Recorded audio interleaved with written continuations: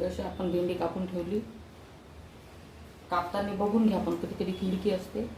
आता हे आपण एवढे मसाले घेतलेले आहे. शेंगदाण्याचं कूट, हा मसाला, काळा मसाला, हळद, हिंग, हे असं मिक्स करून घ्यायचं. तर थोडंसं तेलात थेंब टाकायचं 2-3, म्हणजे तो आतमध्ये चिपकून जाणार.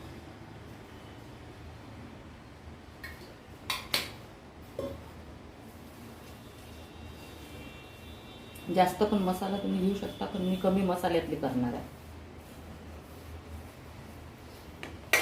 खोबरं वाटून आपण घेऊ शकतो. आता याला असं भरायचं होतं, असं भरून पूर्ण तयार करायचं.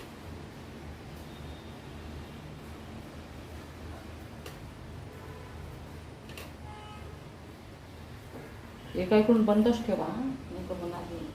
तेव्हा एका इकडून बंद आहे, एका इकडून फक्त काप केलेला आहे.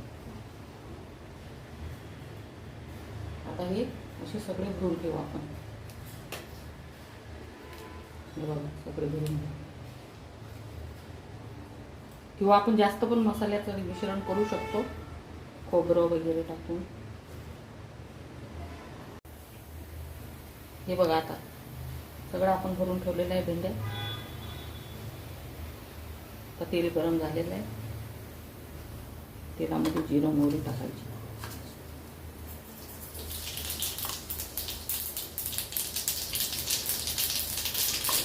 जिरं मोहरी टाकली, थोडंसं हिंग टाकायचं.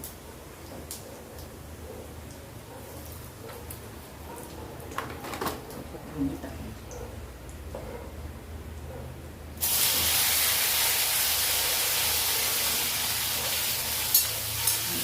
कमी आच करून फिरवायचं.